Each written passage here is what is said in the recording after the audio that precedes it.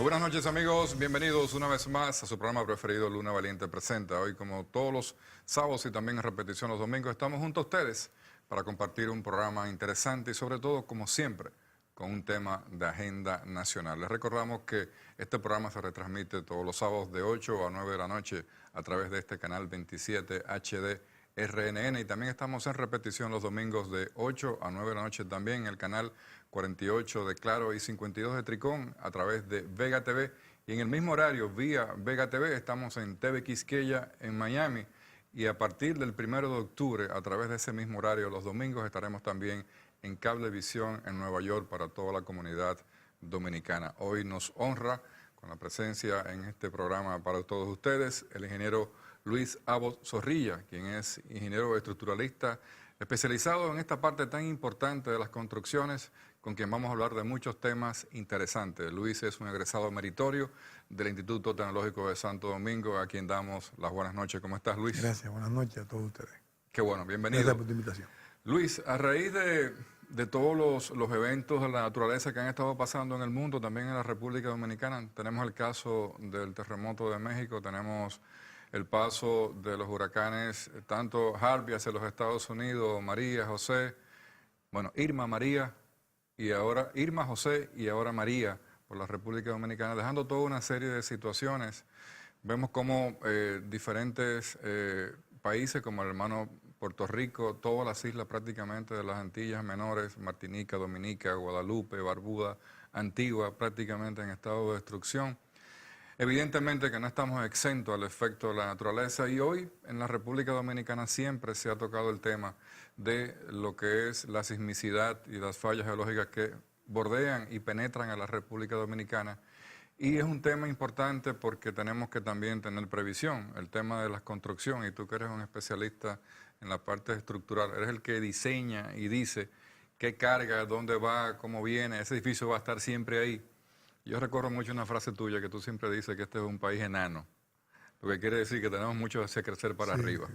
La situación actual de este tema y algunas previsiones y algunas inclusive preocupaciones que existen con relación al mismo, de si realmente en República Dominicana tenemos construcciones fuertes, débiles, informales, formales, no formales, con falta de supervisión. ¿Cuál es la situación actual para entrar entonces en este gran tema?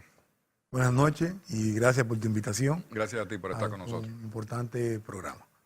Sí, fíjate, en la República Dominicana tiene ley sísmica desde el año 1979, promulgada en el 80. De manera que a partir de ese año todas las construcciones deben ser rigurosamente revisadas por eventos sísmicos. Importante.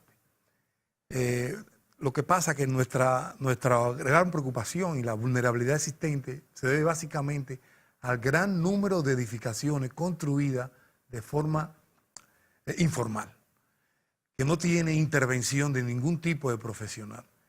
Y pues entonces de esa forma se construyen edificaciones de alta vulnerabilidad. Estamos hablando que en nuestro país de cada 4 construcciones, una es formal. O sea, tenemos un 75% de obras informales. Pero incluyendo gobierno y sector privado. Eso es, digamos, a nivel nacional. Ok. A nivel básicamente privado, porque el gobierno no construye de forma informal. O sea que estas son la gente que construye. Un informal es una persona que construye sin intervención de ningún tipo de profesional. Una construcción informal es aquel que le agrega un segundo piso a su casa para que su hija se case. Sí. Un informal es que le hace un anexo a un edificio. Sí. Sin intervención profesional. Un informal es que construye la casa en una cañada. Sí. En sitios vulnerables. Aunque construir en suelos con cañada no es un problema de ingeniería y está resuelto hace mucho tiempo. Claro. De hecho, si a nosotros nos dan un diseño de una edificación sobre una cañada, es una oportunidad arquitectónica de hacer algo bien y bonito, sí, preservando el medio ambiente y haciéndolo seguro. Sí. De manera que la falta de conocimiento es lo que trae como consecuencia. O sea, yo siempre digo que la vulnerabilidad es consecuencia de la informalidad. Exacto. Básicamente. Ahora, tú planteas algo ahí interesante, porque tú pusiste una serie de ejemplos en el tema de la informalidad, pero vemos que son que no es el gran cúmulo que podría representar la preocupación de un edificio de 25 o 30 pisos, o de muchos edificios o edificios públicos. Por ejemplo, en la parte pública tenemos escuelas, hospitales, elevados, estadios, el Banco Central, el Teatro Nacional, o sea, muchísimas edificaciones que son de interés y que son de importancia. El Guacal también. Y nosotros, por ejemplo, si vemos lo que pasó en el año 2010 con el terremoto de Haití, y bueno, se sintió muy fuerte en la República Dominicana, pero aquí no pasó nada. Entonces también me imagino que toda esa parte de edificaciones tienen todo un control, tienen todo un diseño, han sido supervisadas para que sean estructuras que sean seguras. Sí, sí, cómo no, claro que sí. Y de hecho, a partir, que tú citas el terremoto de Haití, a partir del 2010, después que ocurrió el terremoto de Haití, la República Dominicana se preocupó mucho por revisar su código sísmico. Y surgió un nuevo código que se promulgó en el 2011, aprobado y el que está en vigencia, que es un código que dimos un salto gigantesco desde el punto de vista sismo resistente. De manera que hay mucho más controles, los edificios se controlan mucho más ahora. Las edificaciones privadas, las torres en Piantini, en cualquier sitio de la República Dominicana, Chicago, que hay toda una serie de torres. son obras seguras dentro de lo que se conoce como sismo resistente. Una obra sismo resistente es una construcción que es capaz de resistir terremotos fuertes, sin colapsar, pero dañándose, sin matar personas. De manera que después del sismo la persona no tenga que esperar la réplica y pueda evacuar con seguridad y luego hacerle un estudio a la edificación. De manera que esa es la filosofía de diseño del actual código sísmico de diseño. Así como se hizo un código nuevo a partir del 2011, también hay una preocupación tremenda con las escuelas y no hay que, definitivamente hay que reconocer el esfuerzo que se ha hecho para que las nuevas construcciones de las escuelas cumplan con los requisitos de sismo resistencia. Pero ahora que tú decías eso, perdón, con relación a los edificios altos, en la Anacaona hay un lugar donde se han hecho un conjunto de 3 torres muy altas, que creo que tienen más de 30 pisos, Sí, correcto. que era conocido el mismo lugar porque cuando uno pasaba por la avenida se hacía un badén porque había una cueva subterránea que atravesaba desde el lugar donde se construyó, pasaba por debajo de la avenida y salía al Parque Mirador del Sur. Sin embargo, en ese lugar se ha construido un trío de torres de más de 30 pisos. Y recordamos que en ese lugar se inyectó mucho material, pero eso evidencia también que hubo un estudio técnico que garantizó que sí se podían hacer esas torres. Así es. O sea, la ingeniería... Creo que ahí estuvo la casa donde vivía Sammy Sosa. Así mismo. La ingeniería a nivel de sismo resistencia no tiene límite. Es un problema de costo. Siempre se dice que en los terrenos blandos no se puede construir. Eso no es verdad. Sino en México, todos los edificios estuvieran en el suelo. O en la China, en Shanghái, por ejemplo. O sea, México pagó el precio de la falta de ingeniería. Los edificios que se cayeron están pagando el precio de la falta de ingeniería. Los edificios donde se hizo ingeniería, los edificios donde se hizo estudios adecuados, sobrevivieron el terremoto. En México hay edificios, la Torre Latinoamericana, creo que se llama, ¿no?, que ha sobrevivido 3 terremotos. Está fundada sobre pilotes. Ese edificio que tú citas en la Anacaona no está fundada en el aire. Se hizo toda una preparación de fundación. Y la mayoría de las edificaciones en esa línea de avenida se construyen sobre pilotes, porque los sótanos consumen el estrato mejor, firme. Entonces, básicamente tenemos que hacer el sistema de pilotaje con placas bastante gruesas, que lleguen al firme, de tal manera que las cargas siguen siendo transmitidas a zonas seguras. Claro. La carga hacia el edificio se transmite hacia abajo en una zona en donde no hay problema de que vaya... Básicamente, vuelvo al terreno blando con una gran preocupación, básicamente el problema del terreno blando es que amplifica la onda sísmica. Si eso se toma en cuenta y se hace la dinámica correcta y la interacción sobre la estructura correcta, usted puede tener una edificación segura, obviamente con costos adicionales, porque tenemos un terreno un poco más difícil de trabajar. Vamos a pedir tu permiso para ir a una primera pausa comercial. Estamos con ustedes en breve, amigos. Conversamos con el ingeniero Luis Abbott Zorrilla, especialista en estructuras, en supervisión y diseño de obras de edificaciones. Seguimos en breve.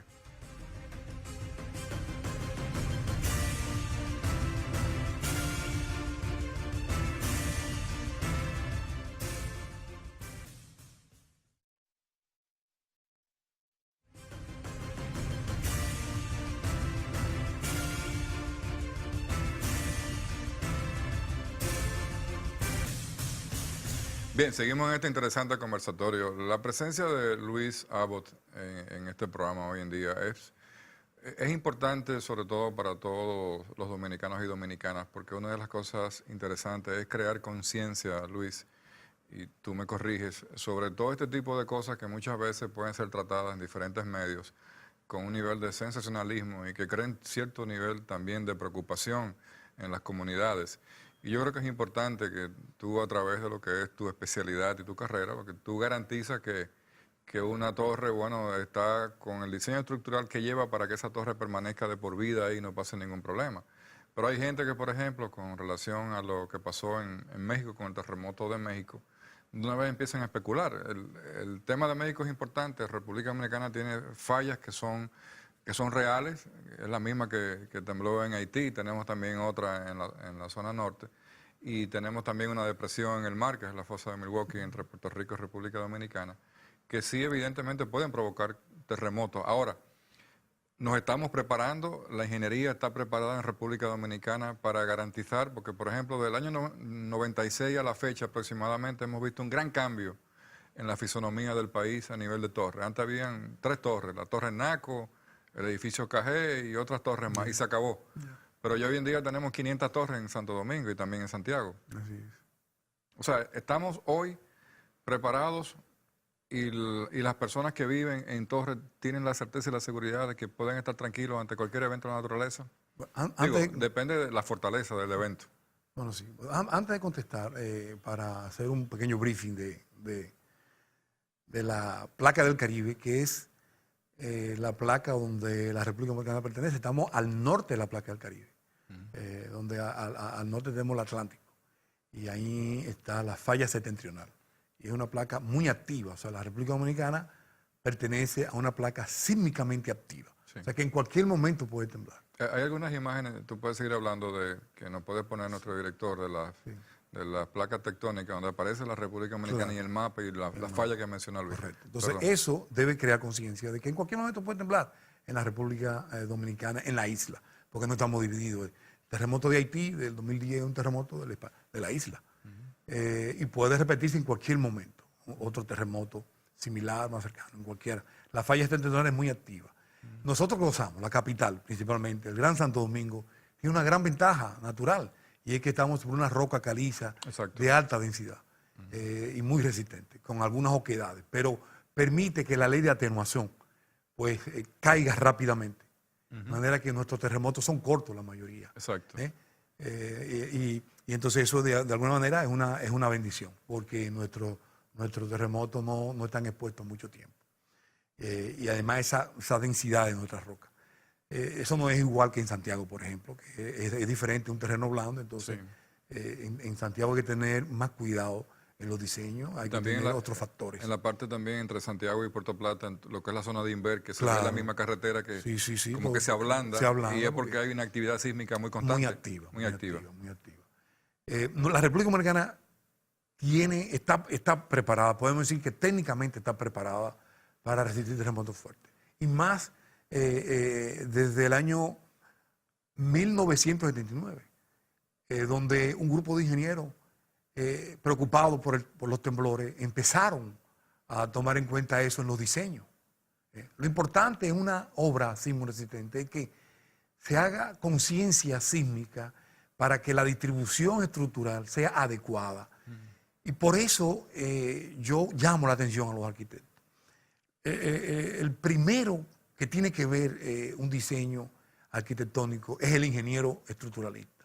De tal manera que le cree conciencia al arquitecto sobre la distribución de los elementos estructurales que deben considerarse fijos y formar ese esqueleto que le da resistencia lateral a los edificios. Y esa conciencia en los arquitectos, que es donde nace el proyecto, es muy importante. Claro. Es muy importante.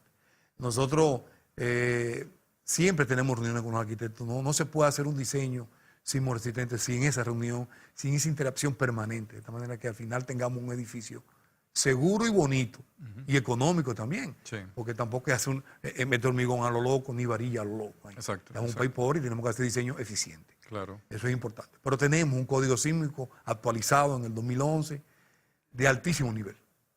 El que cumple con esos códigos pues va a producir un edificio sismo resistente. En la República Dominicana es difícil, a nivel formal, pues, poder que se pueda construir un edificio que no cumpla con los requisitos sísmicos. Lo que sí puede pasar es que se daña a nivel de construcción, puede dañarse, pero cada día es menor ese porcentaje de edificios que se construyen diferente a como se ha diseñado originalmente. De manera que yo pienso que nosotros vamos muy bien. Y el rol del Estado a través del Ministerio de Obras Públicas en todo lo que tiene que ver con la tramitación de planos, la certificación, la verificación, la supervisión, o sea, ¿cómo entra y cómo ustedes interactúan con ellos? Bueno, eso es un tema, pero no hay que dejar de reconocer que el gobierno ha hecho o está haciendo un esfuerzo enorme por lograr que las edificaciones cumplan con los códigos. Yo pienso y estoy casi seguro que este periodo que estamos viviendo es el periodo de mayor preocupación por eso. Yo pienso que el Ministerio de Obras Públicas está haciendo un esfuerzo extraordinario desde el punto de vista de diseño y desde el punto de vista de supervisión, que inclusive muchos de nosotros lo estamos viendo como que no está haciendo daño, porque ahora las regulaciones hay que cumplirlas. Y hay un esfuerzo extraordinario en eso, tanto público como privado. Sí.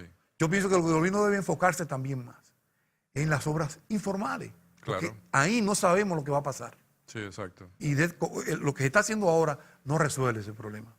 Esa parte no se resuelve. Y eso está feo. Y el caso, por ejemplo, de las experiencias que está teniendo el gobierno con proyectos tan importantes que son multidimensionales como Ciudad Juan Bosch, la nueva Barquita, lo que será el Domingo Sabio, evidencian que estamos extrayendo la vulnerabilidad y sacándolo de un riesgo y haciendo proyectos ya con una visión mucho más completa, mucho más firme y sobre todo estudiados. Claro que sí. Claro que sí. O sea, no es de que vamos a hacer No, 100 jamás. edificios, 100 multifamiliares y mudemos a la gente ahí. Yo me asombro. Bueno, el caso, como ves en pantalla ahí, de la nueva Barquita, que incluyó todo un área, todas unas áreas de esparcimiento, de tratamiento de aguas negras, en tecnología muy nueva. Sí. Inclusive yo me asombro porque el Estado, él mismo se supervisa con mucha rigurosidad. Yo tengo, digamos, conocimiento porque tengo diseño en la ciudad de Juan Bosch y los controles ahí son enormes. Que a veces hasta rayan en los extremistas, pero de verdad que Yo reconozco que lo son. Pero se está haciendo un trabajo bastante bien. Yo pienso que el objetivo es mitigar los daños. Exactamente. Mitigar los daños, porque en un terremoto fuerte algunas cosas se van a caer. Lo que hay que tratar es que sea lo menos posible. Y ese es el esfuerzo, tratar de tener una mitigación de daños y evitar los colapsos. De hecho, los países desarrollados, bueno, Estados Unidos tiene el tema de California y la falla de San Andrés. En el Japón, la tierra y los tsunamis son a diario. Sin embargo, se siguen haciendo grandes obras de infraestructura. Los países no se paran y se preparan y diseñan y construyen para vivir con algo que se convierte en normalidad. Y los dominicanos no estamos exentos a eso. Yo creo que nosotros que tenemos tantas edificaciones públicas, que la gente a veces se preocupa y dice, bueno, ¿y qué pasaría si pasa en el estado de Quisqueya y está lleno? O en el estado de Cibao un temblor de tierra. Pasó en Estados Unidos, en donde hubo daños. Y han habido daños a nivel mundial. Pero nosotros todavía, vía terremoto, no hemos pasado lo mismo que hemos pasado con huracanes. No, pero a propósito de eso, yo pienso que tiene que hacerse un estudio general de esas edificaciones que albergan muchas personas por mucho tiempo. Deben estudiarse, los hospitales, las escuelas viejas, la mayoría de las infraestructuras públicas, el mismo Estado, Sí. o sea, obras públicas como edificación, También. es un riesgo. También. Es un riesgo. O sea, es una estructura vieja con muchísimas características de edificaciones prohibidas. Exacto. De condiciones prohibidas. Porque muchos fueron antes del 79, claro, después vienen las nuevas cosas. Hay que estudiar. Básicamente los hospitales, que es donde la gente, y los refugios. Exacto. Hay que estar preparados para hacer estudios. Yo pienso que hay muchas cosas por hacer todavía. Bueno, lo que vimos en México, y vamos a verlo en el segmento siguiente, que cuando se da el evento, en muchos de los hospitales tú veías, todas las personas en camilla estaban en la calle. Sí. Claro. Vamos a hacer otro cambio y venimos en breve en este conversatorio que tenemos con Luis Abo Zorrilla. Venimos.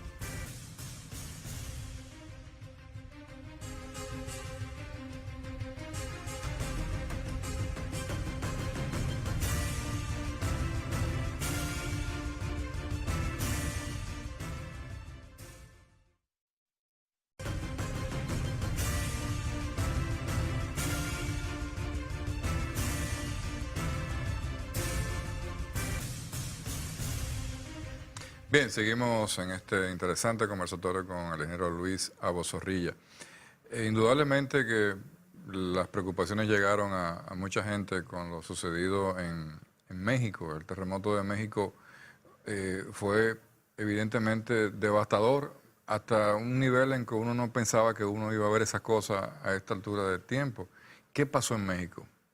O sea, que las fundaciones de esos edificios en terrenos, mala supervisión, mala construcción, construcciones antiguas.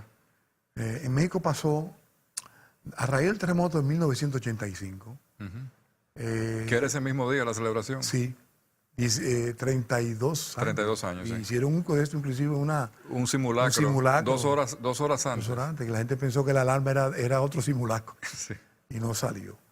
De verdad es que en el año 1985, en el terremoto de México, se aprendió mucho con ese terremoto y se pudo ver las cosas que se caen. Se pudo ver las estructuras que son más vulnerables. Y se aprendió. Las edificaciones que se cayeron ahora no aprendieron esa lección. Fíjate que la mayoría de las edificaciones que se cayeron, edificios, fueron edificios que no se prepararon. Sí. Y ahí se está pagando su precio.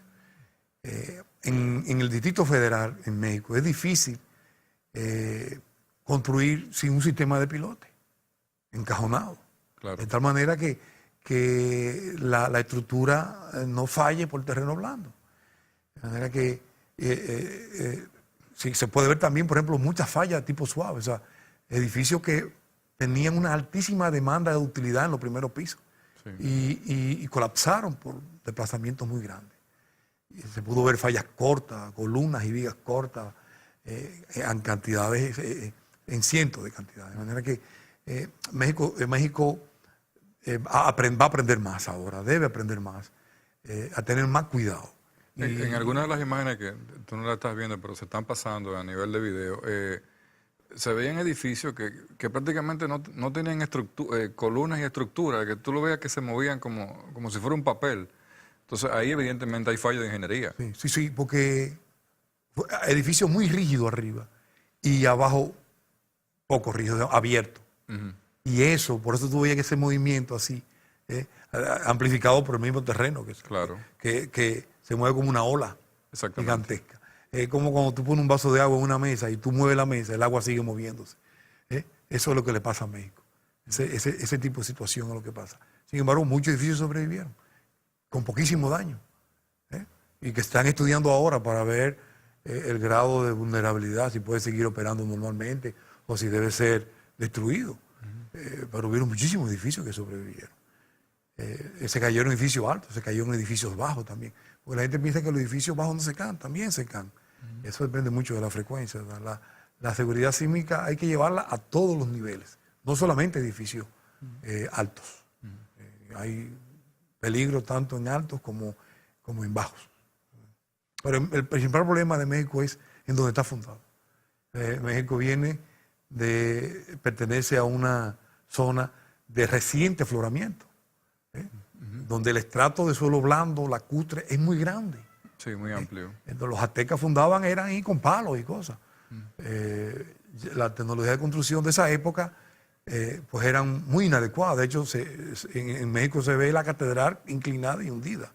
Y muchísimas edificaciones de esa época presentan hundimientos muy altos, porque no se le colocaban estructuras adecuadas de fundación. Ya México aprendió y obviamente ya no se hacen así. Hay técnicas muy sofisticadas, de edificios muy seguros en México. Yo digo y lo repito, que México está pagando su precio. El precio de no haber aplicado ingeniería en esos edificios. Eso es básicamente lo que está pasando. En el caso de República Dominicana, y tú mencionabas el tema de la falla del norte de la República Dominicana, en la zona de Santiago, y toda esa zona central de ahí, o sea, se llevan a cabo los diseños y las estructuraciones de edificaciones basados en modelos, quizá como lo que tú utilizas, que son software especializados que ustedes ponen a temblar a nivel de computadoras los diseños, y ustedes en base a eso calculan. Pero esa zona que tú lo puedes notar hasta en la misma carretera, que la carretera se vive dañando. O sea, ¿qué previsiones se toman en cuenta? El gran reto que tenemos que tener en esa zona, porque México, Santiago es un terreno blando, y muy cerca de la falla septentrional. Los temblores se amplifican.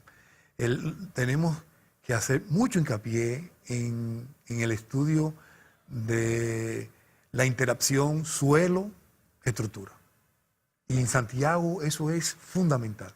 Hacer esos estudios dinámicos del suelo y ver cómo viajan las ondas y ver cómo afecta el edificio. Eso es muy importante en cualquier escenario.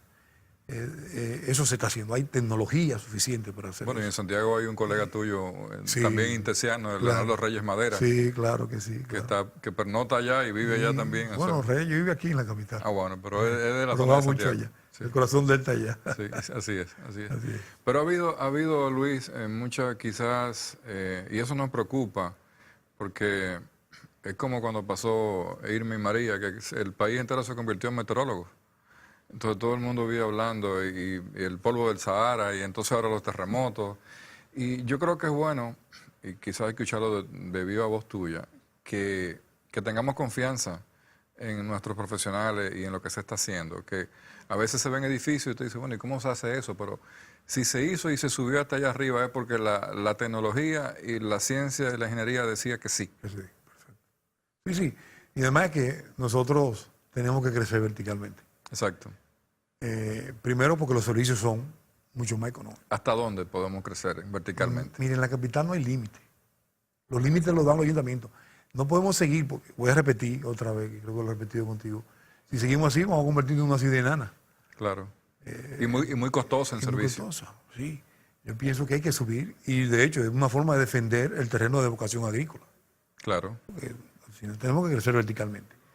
Y hay tecnología suficiente. Y además nosotros en Santo Domingo tenemos un terreno muy apto para eso. Yo pienso que las leyes de densidad que tienen los ayuntamientos deben ser estudiadas, porque eso de que limitar en terrenos rocosos a baja densidad no tiene sentido. No. O sea, edificios de 4 o 5 pisos no tienen sentido. No tiene sentido, porque eso significa que tú estás promoviendo el crecimiento horizontal. Tiene que hacer más calle, más tendido eléctrico, más de todo. O sea, al final es más complicado. Pero también es interesante el análisis porque quizás mucho vertical también produce mucha densidad vertical, entonces crea también problemas en la circulación, el transporte, el tránsito. Sí, eso definitivamente eso tiene que estudiarse.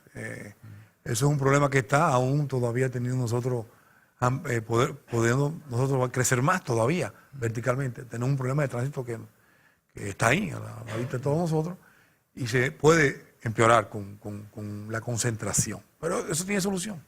Eso es un tema que tiene solución. Yo no soy experto en tránsito, pero eso tiene que tener solución. Sí. En el caso nuestro, por ejemplo, que somos un país privilegiado por el ámbito del sector turístico, yo creo que una de las principales garantías que debemos de tener es que podamos aprovechar y vender un país seguro desde el punto de vista de edificaciones, de servicios, porque lo más trágico es para un turista cuando llega a un país que le coja un terremoto a mí me agarró un terremoto en un hotel en un piso 20 en el Sheraton en Guatemala, pero en Guatemala tiembla todos los días la tierra y no hay ningún problema. Aquí tiembla mucho, en los Guadas no lo sentimos. Nosotros tenemos, afortunadamente, un terreno que es apto para hacer torres. Muy apto. O sea, que eso es una ventaja. Pero la tierra tiembla todos los días, muchísimas veces, y no lo sentimos. Así es. No lo sentimos. Así es. Vamos a un último cambio y venimos en breve con ustedes, amigos televidentes.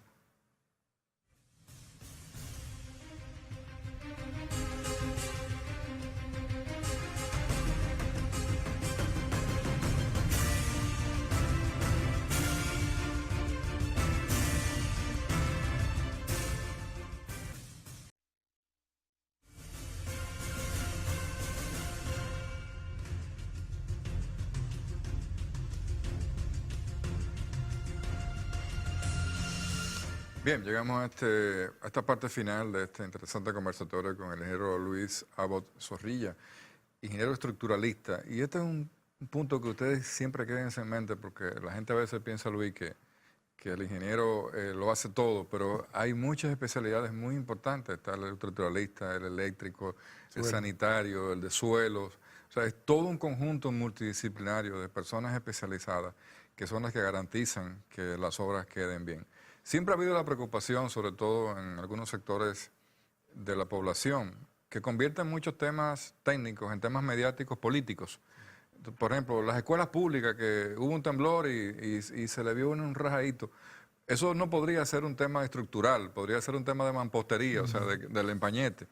Entonces, tú dijiste algo muy interesante y eso nos llama la atención y nos hace sentir bien, que el Estado está poniendo una gran atención en las obras. Entonces, evidentemente que hay control y supervisión sobre los hospitales que se construyen, sobre todas las escuelas. Hemos construido casi 18.000 aulas en los últimos 4 años y vienen más. Entonces, el Estado por un lado, el sector privado por otro, los constructores, la gente de Acoprobe muy preocupados por la tramitación de planos, por las licencias, por la agilización, por los financiamientos. Pero la sugerencia tuya como especialista en la materia, a ambos, al sector público y al sector privado. Sí.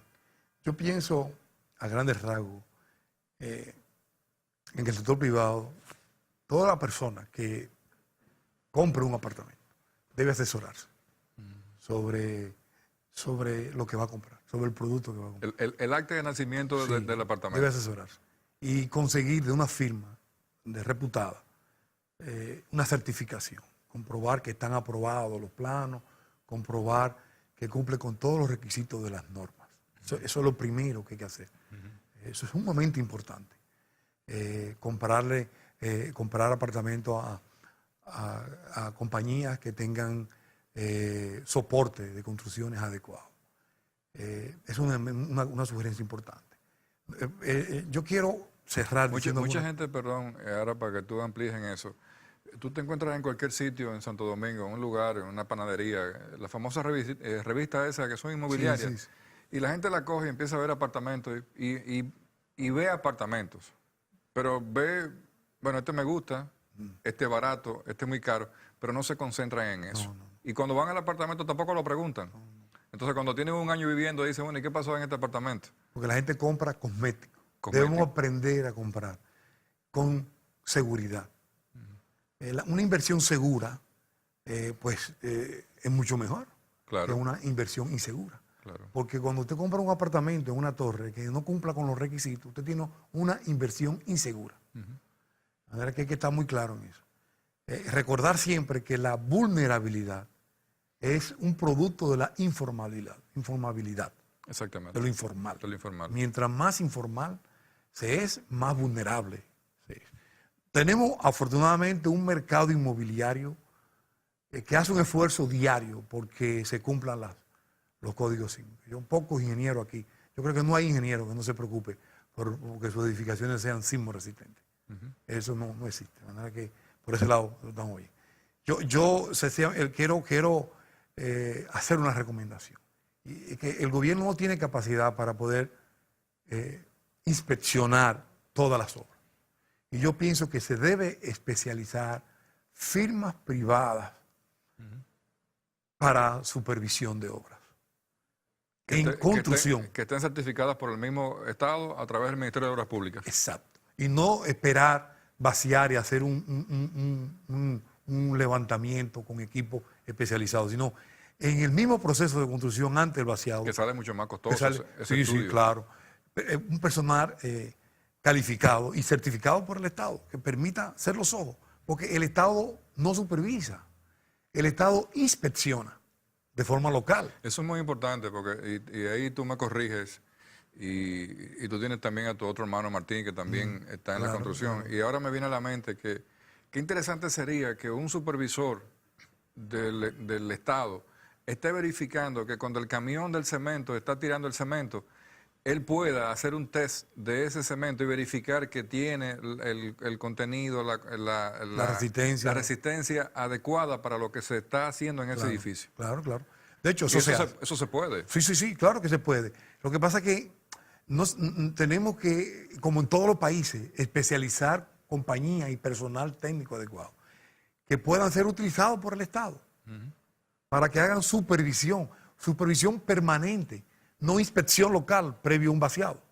Exactamente. Es permanente, que sea el día a día. Y eso se logra con certificación de compañía. Aquí hay cantidad de compañías que pueden. Claro. De hecho, yo superviso a nivel privado muchísimas obras. Eventualmente, en un contrato directo privado. Sí. El gobierno no interviene. Pero una forma como de que un brazo ejecutor del gobierno es comprometer a compañías para que hagan ese trabajo, y de esa forma el Estado se convierte en vigilante, de las construcciones, porque eso es muy importante. Hay muchas personas, que hay muchas construcciones que no llevan el monitoreo del hormigón, pero una vez lo supervisen, tendrá que ser obligatorio hacer eso. Tendrá que ser obligatorio. En el caso, por ejemplo, que pasó recientemente con la autopista, la carretera de Miche, Pedro Santana, que era una carretera muy bien diseñada y hecha, pero evidentemente que la cantidad de agua, bueno, se llevó una gran parte, hubo que comerse, ya se rehabilitó, pero no, la gente podría pensar, bueno, eso lo hizo Odebrecht y eso se lo hicieron mal y engañaron al país. Pero también hay que reconocer que el país ha recibido, por ejemplo, desde el año 2016 a la fecha, una cantidad de milímetros de agua en zonas vulnerables que no estábamos recibiendo. Entonces también los diseños ahí sufren. Claro que sí. O sea, es como decir, no existe una obra antisísmica, es sismo resistente. Es como tú quieres construir una persona anti-infarto. No, todos somos pro infarto. No. O sea, eso pasa en la ingeniería. Pueden pasar muchísimas cosas, hay demasiado variables. El sismo es un enemigo desconocido y gigantesco y mortal. Y fantasma. Y fantasma, no sabe cuándo viene. De manera que los ingenieros estamos bregando con fuerzas diabólicas que no sabemos cuándo va a venir ni de qué magnitud va a venir. O sea, es una cosa terrible. Y aprendemos con cada terremoto, aprendemos con cada evento. O sea que eso será siempre de esa forma, desafortunadamente. Pero cuando ustedes diseñan, por ejemplo, ya casi en la parte final, ustedes utilizan una serie de herramientas de tecnología, de software especializado que hacen simulaciones de sismo resistencia. Claro que sí, hacemos simulaciones de terremotos severos con unos espectros de diseño especializados que tenemos aquí en los códigos, y vemos cómo se comportan los edificios. Y sabemos dónde debemos enfrentar, dónde están los enemigos del edificio, dónde hay que reforzar más, cómo debe ser la distribución de los elementos. Cómo para tener edificios lo más regulares posible, edificios donde sus centros de masa, centros de rigidez estén muy cerca, para que los efectos torsionales que son tan nocivos se minimicen al máximo, lo más posible. O sea que tenemos muchísimas herramientas para saber. Y la parte de mitigación, Luis, de los edificios, de los diseños, de, por ejemplo, la salida, las escaleras, la parte de seguridad. Aquí vimos en el 2010, por ejemplo, edificios, la gente corriendo hacia abajo por las escaleras, pero también en lo que es la recomendación a que las edificaciones tienen que tener sistemas de evacuación especializados, y que sean seguros también. Claro. No, de hecho, desde el punto de vista sísmico, evacuar durante el terremoto no es conveniente. No es conveniente. De hecho, durante un evento sísmico, evacuando pueden morir muchas personas. Eso pasó en México. Sí, eso pasó en México. Entonces, el terremoto hay que pasarlo dentro. En México se vio, y creo que lo vimos uno de las imágenes. Y imágenes. Evacuar después que el terremoto pasa para estudiar la estructura. Y yo pienso que se debe procurar por crear líneas de evacuación. De hecho, a mi oficina muchos edificios nos piden líneas de evacuación y sitios seguros para que durante un terremoto ir a esos lugares y luego entonces definitivamente poder evacuar. Sí. Pero hay que trabajar la línea de evacuación. Ese es uno de los puntos importantes, pero yo quiero insistir en que, gracias a Dios, hemos ido creciendo verticalmente bajo un ámbito de gran seguridad. Claro. Sobre todo para los inversionistas, para los adquirientes. Y es una oportunidad que tenemos en el país, aprovechar una fuerte estructura natural que tenemos en Santo Domingo, ir verificando y corrigiendo donde tengamos algún tipo de problemas, sobre todo en la zona norte. Y para Santiago, por ejemplo, porque Santiago no tiene estructuras tan grandes. Pero hay, dependiendo de la zona del mismo Santiago, pero también, o sea, hay tecnología para usted subir en Santiago los pisos que usted necesite. Son más costosas, y a veces financieramente no se soporta.